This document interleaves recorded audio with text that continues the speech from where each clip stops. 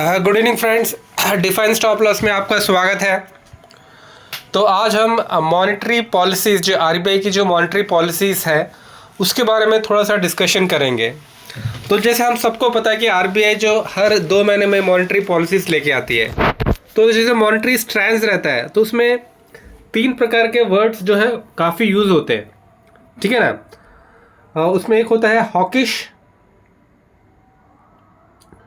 और दूसरा होता है न्यूट्रल, और तीसरा होता है एकोमोडेटिव, ठीक है ना।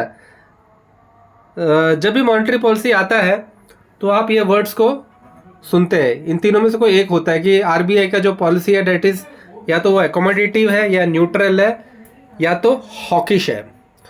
तो हम आज इन तीनों वर्ड्स के एक एक करके मीनिंग समझेंगे, इसका क्या मतलब होता है, ठीक है ना।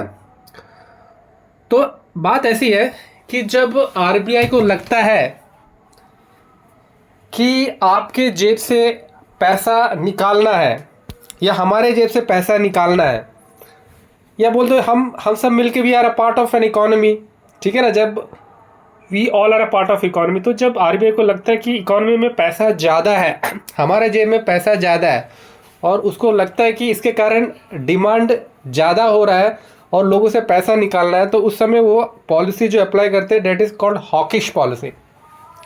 तो उसमें आरबीआई करता क्या है, उसमें आरबीआई करता ये है कि जो इंटरेस्ट रेट्स है, इंटरेस्ट रेट्स को बढ़ा देता है। अभी इंटरेस्ट रेट को बढ़ाने से होता क्या है हम थोड़ा ये समझेंगे। इंटरेस्ट रेट जो होता है वो आरबीआई पॉलिसी बढ़ा देता है आरबीआई। तो उसमें बढ़ा, जैसे मतलब सोचो हमारा होम लोन चल रहा है, या हमने कोई एजुकेशन लोन लेके रखा हुआ है, या पर्सनल लोन लेके रखा हुआ, तो जब इंटरेस्ट रेट जब बढ़ जाता है तो हमें हमारे जेब से ज़्यादा पैसा निकलता है। मान लो सोचो पहले हमारे पास 100 रुपये थे, तो अब इंटरेस्ट रेट बढ़ गया तो हमारे ईएमआई बढ़ गया, होम लोन की ईएमआई बढ़ गया, या फिर एजुकेशन लोन की ईएमआई बढ़ गया, या पर्सनल लोन की ईएमआई बढ़ गया, तो ज़्यादा हमें इंटरेस्ट देना पड़ो। तो अभी हमारे पास कितने बचेंगे, सिर्फ 80 रुपये बचेंगे। तो मान लो जैसे जैसे हम मान लो 10 डेयरी मिल्क खरीदते थे, ठीक है ना, 10 रुपये के एक, तो 10 खरीदते थे। तो अभी क्योंकि हमारे पास पैसा कम हो गया तो हम सिर्फ अभी 8 खरीदेंगे। तो इससे क्या हो गया, जो डिमांड है तो वो डिमांड थोड़ा कम हो जाएगा मार्केट में या इकोनॉमी में। तो इसको बोलते हैं हॉकिश। जो आरबीआई का जो मॉनेटरी स्टैंड होता है, जब हॉकिश होता है तो इसमें आरबीआई करता क्या है कि इंटरेस्ट रेट को बढ़ा देता है, ठीक है ना। इसके बाद जो नेक्स्ट टर्म जो यूज होता है that is called neutral. Neutral का मतलब ये होता है कि आरबीआई इज नॉट कंफर्म्ड कि इंटरेस्ट रेट को बढ़ाना है या घटाना है, ठीक है ना। तो वो स्टेटस क्यो मेंटेन करता है, या फिर वो देखता है कि जब इन्फ्लेशन का जो डाटा आएगा, क्योंकि इन्फ्लेशन का डाटा हर महीने आता है, तो वो इन्फ्लेशन का डाटा आता है तब अकॉर्डिंगली वो एक डिसीजन लेता है कि बढ़ाना है कि घटाना है। तो this is called neutral position. और जैसे शेयर मार्केट में बोलते हैं डोजी बोलते हैं ना, डोजी कैंडल, तो उसी प्रकार का कुछ ये सिचुएशन होता है, न्यूट्रल स्टैंड होता है। और जो तीसरा स्टैंड होता है वो होता है एकोमोडेटिव। मॉनेटरी पॉलिसी का जो एकोमोडेटिव स्टैंड।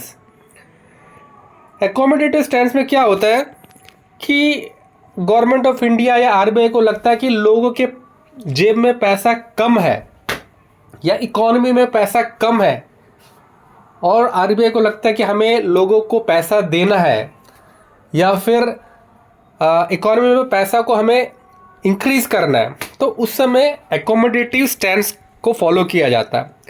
इसमें करता क्या है कि आपके जेब में पैसा डाला जाता है ताकि आप ज़्यादा डिमांड करें, आप ज़्यादा खर्चा करें, जो कंपनी हमें जो कम बना रही है वो ज़्यादा कंपनी प्रोडक्ट्स को बनाए, और ये जो साइकिल है इकोनॉमी का वो चलता रहे।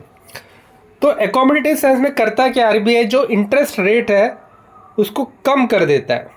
इंटरेस्ट रेट क्या करता है, डिक्रीज कर देता है। तो डिक्रीज करने से क्या होता है, मान लो सोच आपका होम लोन चल रहा है, पर्सनल लोन चल रहा है, एजुकेशन लोन चल रहा है, तो अभी आपका क्या ईएमआई कम हो जाता है, ठीक है ना। ईएमआई में जो पहले खर्चा हो रहा था वो ईएमआई पे को कम खर्चा करना पड़ता है। तो इसके कारण क्या होता है कि आपके जेब में ज़्यादा पैसा आने लग जाता है। मान लो पहले आपके 100 रुपये था, क्योंकि आपका ईएमआई का खर्चा कम हो गया था, अभी आपके पास 120 रुपये आपके जेब में, या इकॉनमी में 120 रुपये, तो अभी आप क्या करोगे, 10 डेयरी मिल्क के बजाय अब 12 डेयरी मिल्क डिमांड करोगे।